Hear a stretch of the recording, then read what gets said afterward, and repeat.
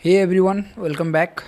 तो अभी का हमारा टॉपिक होने वाला है, पहला टॉपिक जो है वो है व्हाट इज़ स्टॉक मार्केट। बहुत जगह बहुत कुछ सुने होंगे। अगर कोई इंटरमीडिएट या फिर प्रो यहाँ पे बैठे हो तो बहुत कुछ सुने होंगे स्टॉक मार्केट के बारे में। वीडियो को पॉज करो एक सेकंड और ख़ुद सोचो कि स्टॉक मार्केट क्या है, मेरे को कितना पता है स्टॉक मार्केट के बारे में। और उसके बाद वीडियो प्ले करो और देखो कि मैं क्या बताने वाला हूँ, उसको मैच करना थोड़ा। अगर तुमको उतना ही पता था तो बहुत अच्छा बात है, और अगर नहीं पता उतना तो सीख लेना। ठीक है, तो चालू करते हैं। What is stock market.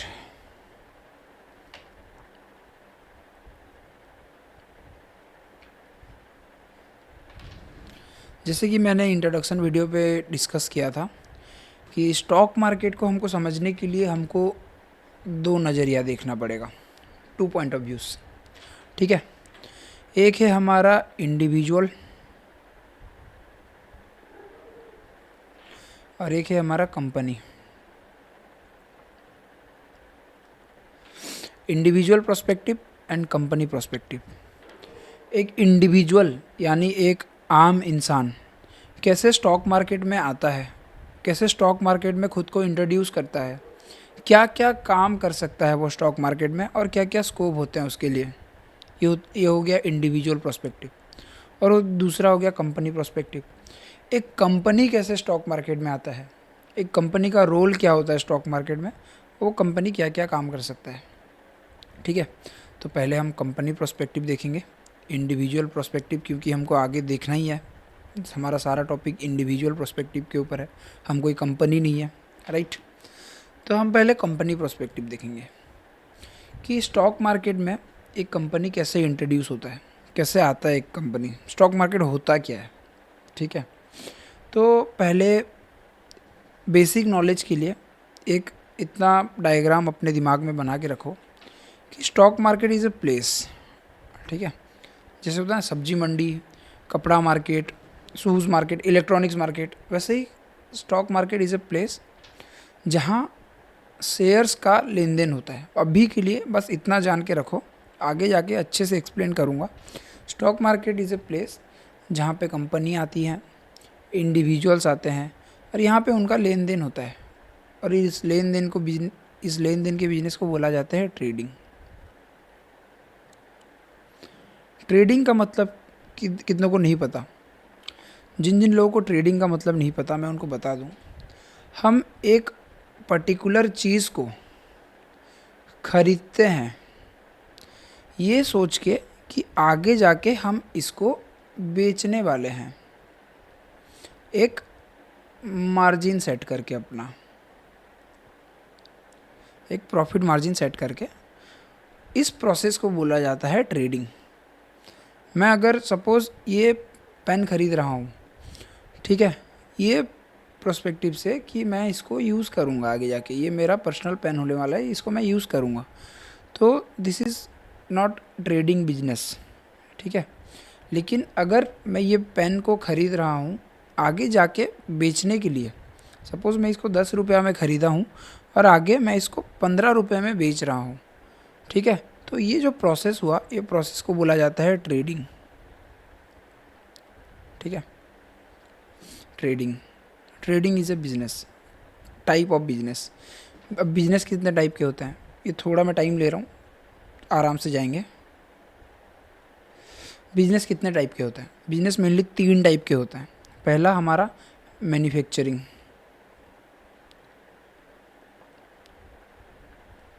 ठीक है, दूसरा ट्रेडिंग, और तीसरा सर्विस।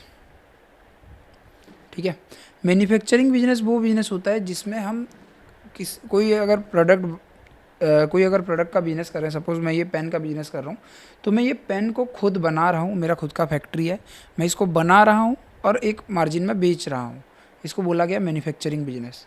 अगर मेरा ट्रेडिंग बिजनेस है सेम पेन को लेके, ठीक है, सेम पेन को लेके मेरा ट्रेडिंग बिजनेस है, तो ये पेन को मैं कहीं से ख़रीद रहा हूँ और कहीं पर बेच रहा हूँ।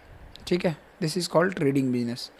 और सर्विस बिजनेस, सेम पेन का मेरा सर्विस बिजनेस है, तो इसमें मैं क्या सर्विस दे सकता हूँ, जैसे ये पेन का रिपेयरिंग का सर्विस बिजनेस है मेरा। ये पेन कुछ ख़राब होता है तो मैं इसको सजा के दे सकता हूँ, ठीक करके दे सकता हूँ। This is called as a service business. ठीक है, तो ये 3 टाइप के बिजनेस होते हैं। ट्रेडिंग बिजनेस मतलब कोई चीज़ को ख़रीद के एक मार्जिन सेट करके फिर उसको बेचना, दिस इज़ ट्रेडिंग बिजनेस। आप में से जितने लोग, जो लोग पूरे नए हो, जो ट्रेडिंग मतलब स्टॉक मार्केट समझते हो, trading is not equal to stock market. Stock market में आप ट्रेडिंग बिजनेस कर सकते हो, लेकिन ट्रेडिंग बिजनेस का मतलब स्टॉक मार्केट नहीं होता। बहुत लोगों का कन्फ्यूजन होता है, ट्रेडिंग करता हूँ मतलब स्टॉक मार्केट ही करता हूँ, ऐसा कुछ नहीं होता। मैं ये पेन का भी ट्रेडिंग कर सकता हूँ, मैं मोबाइल फ़ोन्स का ट्रेडिंग कर सकता हूँ, मैं कपड़ा का ट्रेडिंग कर सकता हूँ, बहुत कुछ ट्रेडिंग बिजनेस हो सकता है। ठीक है, तो ये कॉन्सेप्ट क्लियर करो, trading is not all about stock market. ठीक है, तो ये हो गया हमारा stock market. What is stock market? Stock market is a place where you can buy and sell share. ठीक है,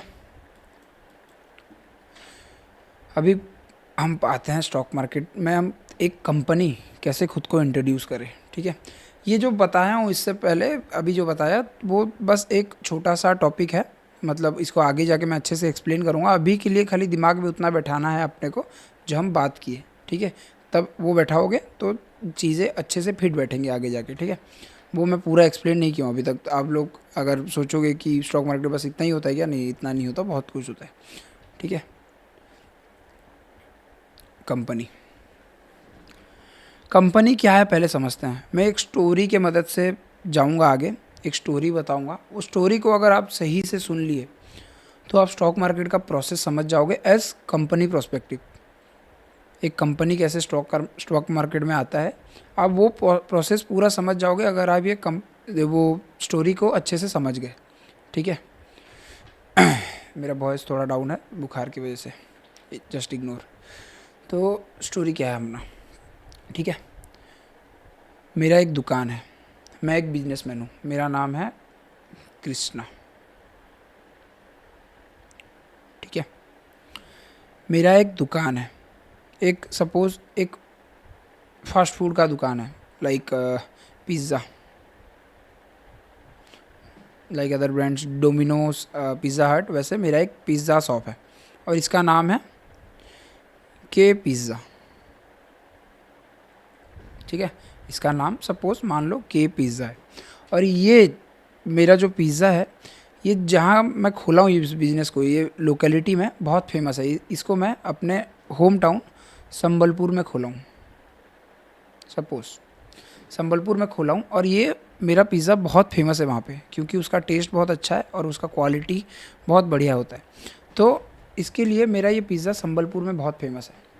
तो जैसे जैसे मेरा बिज़नेस बढ़ा, जैसे जैसे मेरा प्रॉफिट्स बढ़ा, मैं आगे जाके प्लान किया कि मैं इस बिज़नेस को एक्सपांड करूँगा, मतलब मेरा दुकान और दूसरे बहुत जगह पे खोलूँगा, ताकि क्या होगा, मैं ज़्यादा पैसा कमाऊँ। सिंपल सा मोटिव है। ठीक है, तो मैं आगे जाके दूसरे सिटीज़ में खोलता हूँ, लाइक बरगढ़, ये एक तो सिटी है, मैं यहाँ पे खोला। और उड़ीसा के बहुत सारे सिटीज़ में मैं भी शॉप खोलते गया, जैसे जैसे मेरा धंधा बढ़ते गया मैं खोलते गया।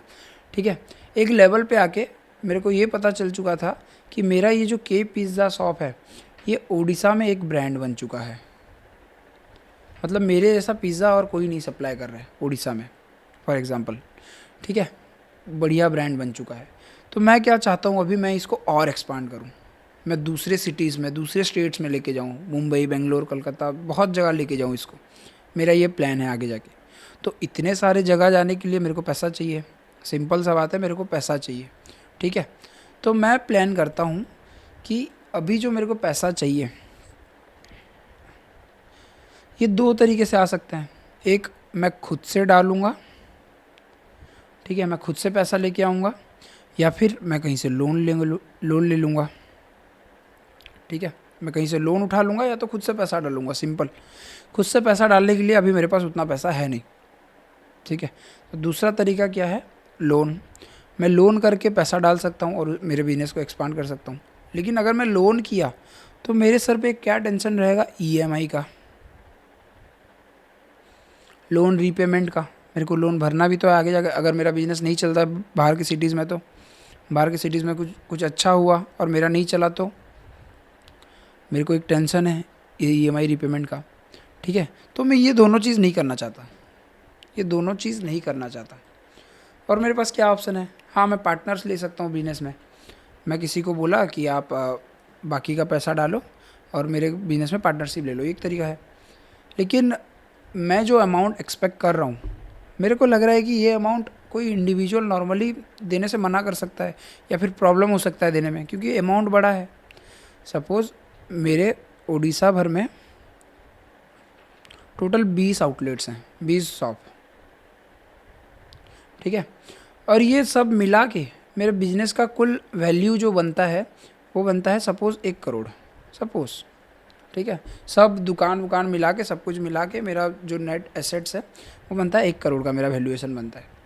और मेरे को और 1 करोड़ चाहिए बिजनेस को एक्सपांड, मतलब बाकी सिटीज़ में भी खोल, और 5-6 सिटीज़ में खोलने के लिए और 1 करोड़ चाहिए। और ये 1 करोड़ मैं मांगने वाला हूँ। अगर मैं किसी पार्टनर से मांगने जाता हूँ तो ये बहुत बड़ा अमाउंट होता है किसी सिंगल इंडिविजुअल के लिए। तो मैं क्या तरीका निकालता हूँ, मैं सोचता हूँ मैं ये 1 करोड़ लोगों से लूँगा, नॉर्मल ऑडियंस से लूँगा, पब्लिक से लूँगा। मेरे पास ये भी एक रास्ता है, मैं पब्लिक से ले सकता हूँ पैसा। लेकिन अगर मैं पब्लिक से पैसा लूँगा तो मेरे को पब्लिक को एज गारंटी कुछ रिटर्न भी देना पड़ेगा कि आप मेरे को पैसा दिए हो, ठीक है। तो अभी जो 1 करोड़ रुपये आने वाला है, मैं उसका क्या किया, परसेंटेज निकाल दिया अपने कंपनी का। सपोज़ ये जो 20 शॉप हैं, ये जो मेरा कंपनी था के पिज़्ज़ा, इसका 100% ओनरशिप किसके पास था? मेरे पास, सिंपली, ठीक है। मेरे पास था ना इससे पहले पूरा 100% ओनरशिप, जिसका कि वैल्यू था 1 करोड़। ये बात को अच्छे से समझो, 1 करोड़ था इसका वैल्यू, 100% ओनरशिप मेरे पास था। अभी मेरे को 1 करोड़ और चाहिए बिजनेस को बढ़ाने के लिए, तो ये टोटल हो जाता है 2 करोड़, ठीक है। तो अगर बिजनेस का वैल्यूएशन 2 करोड़ होगा तो मेरा जो ओनरशिप है 100% से घट के 50% आ जाएगा, राइट। क्योंकि मेरा तो 1 ही करोड़ है बिजनेस में और 1 करोड़ बाहर का है। तो बाहर का जो 1% है, बाकी 1 करोड़ है, बाकी का 50% ये बाहर के लोगों के लिए, राइट।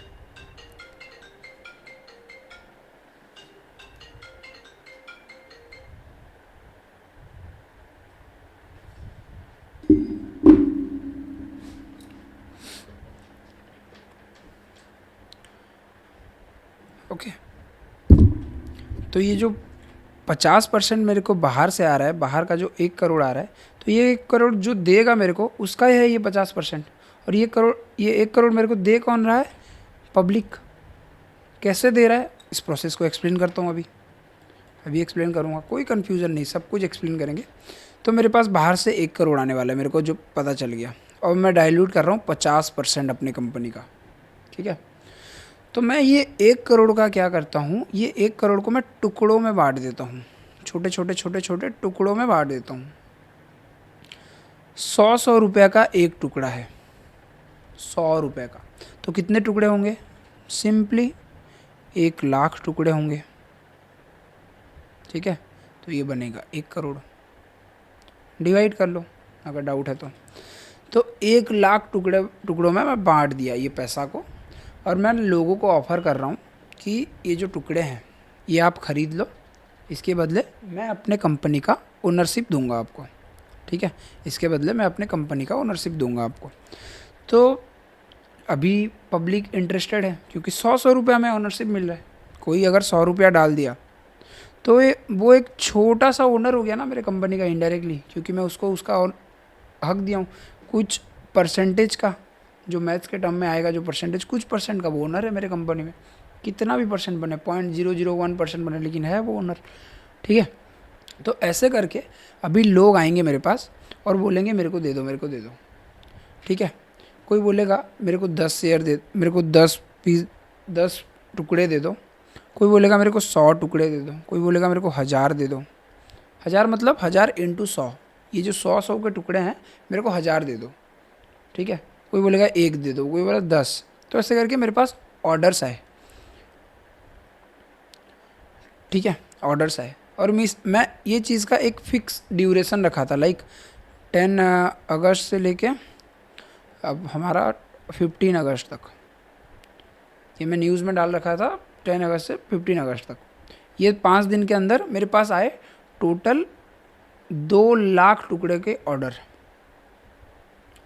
समझो, मेरे पास 1 लाख क्वांटिटी पड़ा हुआ है बांटने के लिए लोगों को, जिसका कि वैल्यू बनेगा 1 करोड़। लेकिन मेरे को ऑर्डर आ गया 2 लाख क्वांटिटी का, जो कि बनेगा 2 करोड़ सिंपली। तो अभी मैं क्या करूं? मेरे को तो चाहिए था 1 करोड़, ठीक है। लोगों को तो नहीं पता ना 1 लाख शेयर्स ही अवेलेबल हैं, 1 लाख टुकड़े। लोग अप्लाई करते करते 2 लाख का कर दिए हैं, टोटल बन गया 2 लाख, ठीक है। जो बन गया 2 करोड़ का, 2 करोड़ का सामान बन गया।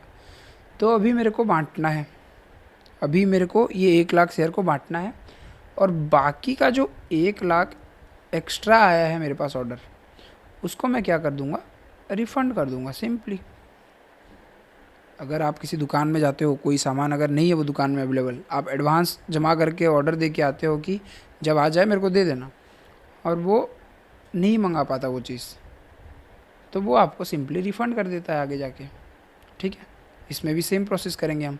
1 लाख रखेंगे, 1 लाख ऑर्डर्स, 1 लाख बाकी 1 लाख का जो पैसा आया है उसको रिफ़ंड कर देंगे। तो ऐसे अपने पास 1 करोड़ आ गया, और 1 करोड़ हम रिफ़ंड कर दिए, ठीक है। ये हो गया एक प्रोसेस। ऐसे में क्या हुआ, जो लोग अप्लाई किए थे कितने भी क्वांटिटी के लिए, नो मैटर, कोई 1 के लिए किया था, कोई 1000 के लिए किया था, वो लोग अभी पार्शियल ओनर बन गए हैं मेरे 50% कंपनी में, और 50% मेरे अकेले के पास है, ठीक है। और ये 50% ये है पब्लिक के पास, समझे। ये हो गया एक ठो प्रोसेस। अगर समझ में नहीं आया है तो पीछे जाके फिर से देख सकते हो। ये हो गया एक प्रोसेस। इसमें क्या हुआ, मेरे को एक करोड़ चाहिए था, मैं गया पब्लिक के पास, मैं बोला 100 रुपए का मेरा है एक एक टुकड़ा 1 करोड़ के लिए, और मेरे पास है 1 लाख क्वांटिटी, जिसको जितना चाहिए ले लो, ठीक है। तो लोग लिए, लोगों में बटा ये चीज़। लोग क्या किए, ऑर्डर दिए या फिर बोल सकते हो अप्लाई किए, ठीक। और उसके बाद मैं लोगों को शेयर दे दिया, ठीक है। ऑर्डर डिलीवर कर दिया या फिर अलॉट कर दिया बोल सकते हो, ठीक है। ये हो गया एक ठो प्रोसेस, दिख रहा है ना, ये एक पूरा प्रोसेस हो गया। ऐसे में क्या हो गया, मेरे को जो 1 करोड़ मिलना था वो भी मिल गया, और मेरे को कोई बर्डन नहीं है ये 1 करोड़ का कि 1 करोड़ लौटाना है मेरे को। मैं इसके बदले क्या दिया हूँ, अपने कंपनी में भागीदारी दिया हूँ, कंपनी का ओनरशिप दिया हूँ वो लोगों को, जो लोग मेरे को पैसा दिए हैं सिंपली, ठीक है। तो ये जो प्रोसेस हुआ, ये प्रोसेस को बोला जाता है IPO, initial public offering. Initial public offering बोला जाता है इस प्रोसेस को। मैं क्या किया, इनिशियली पब्लिक को ऑफर किया मेरा शेयर। ये जो 100 रुपये का टुकड़ा बना, इसको बोला जाता है शेयर, ठीक है, इसको बोला जाता है शेयर। लोग जो ऑर्डर किए मेरे को कि मेरे को इतना चाहिए, इतना चाहिए, इतना चाहिए, इसको बोला जाता है एप्लीकेशन। और ये जो मैं डिलीवर किया शेयर्स लोगों को, इसको बोला जाता है अलॉटमेंट। अभी टेक्निकल टर्म्स में देखते हैं IPO प्रोसेस में होता क्या है। IPO प्रोसेस, एक कंपनी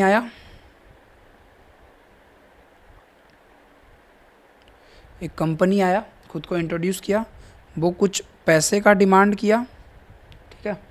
और इस पैसे के बदले, इस पैसे को वो शेयर्स के फॉर्म में लाया, ठीक है, एक सर्टेन अमाउंट में। इस शेयर को क्या किए, लोग अप्लाई किए, मेरे को इतना चाहिए, मेरे को इतना चाहिए, ठीक है।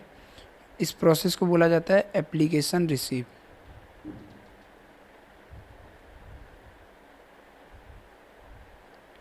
ठीक है।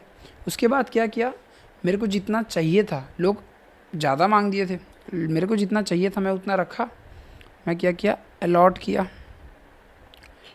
अलॉटमेंट मतलब जो 1 लाख शेयर में दे सकता था लोगों को मैं बांट दिया, उसका पैसा मैं रख लिया, और जो एक्स्ट्रा आ गया था मेरे पास उसको क्या किया, मैं रिफ़ंड किया, रिफ़ंड कर दिया लोगों को। ठीक है, जो एक्स्ट्रा ऑर्डर्स आ गए थे मेरे पास मैं उसको रिफ़ंड कर दिया। और इसके बाद क्या हुआ, मेरा ये जो शेयर है ये मार्केट में लिस्ट हो गया। ये हो गया आईपीओ प्रोसेस। अगर आप टेक्निकल टर्म में देखोगे आईपीओ प्रोसेस में क्या होता है, एक कंपनी अपना पैसा मतलब अपना पैसे का आस्क रखता है लोगों के साथ इनिशियली, और वो अपना एक ठो शेयर का अमाउंट पिच करता है कि मेरे को इतना अमाउंट का मेरा शेयर है और इतना क्वांटिटी है, आपको जितना अप्लाई करना है कर सकते हो आप। तो लोग क्या करते हैं, अप्लाई करते हैं पहले, स्टेप 1। ठीक है, ये कुछ दिन तक चलता है। जैसे मैं एक ठो ड्यूरेशन बताया ना, डेट पीरियड, इस तारीख से इस तारीख तक ड्यूरेशन में चलता है। उसके बाद आता है अलॉटमेंट डेट। मेरे ऊपर है, कंपनी के ऊपर है, जिसको जितना देना है दे दिया। उसको 1 लाख का मतलब था, वो 1 लाख कर दिया, बाकी का वो क्या किया, रिफ़ंड कर दिया। अलॉटमेंट प्रोसेस के बाद रिफ़ंड प्रोसेस हुआ, और उसके बाद क्या हुआ, उसका शेयर मार्केट में लिस्ट हो गया। मार्केट मतलब कौन सा मार्केट, अभी जो इससे पहले मैं बताया था, share market is a place. इस प्लेस में मेरा स्टॉक लिस्ट हो गया, सिंपली बात ख़त्म। ये हो गया आईपीओ प्रोसेस। इस प्रोसेस से क्या हुआ, एक कंपनी यहाँ तक पहुँचा, ये स्टॉक मार्केट तक, स्टॉक मार्केट तक पहुँचा। किसी कंपनी को अगर स्टॉक मार्केट में पहुँचना है तो उसको ये प्रोसेस फॉलो करना पड़ता है, हर कंपनी को, और वो ये प्रोसेस को बोला जाता है आईपीओ। कुछ समझ में नहीं आया है तो मैसेज कर सकते हो, पर्सनली डीएम कर सकते हो, कॉल कर सकते हो, कुछ भी कर सकते हो। ठीक है, अगर ये इतना सिंपल टर्म्स में भी समझ में नहीं आया तो मैं एक्सपेक्ट करता हूँ कि सबको समझ में आया होगा। मिलते हैं नेक्स्ट क्लास में।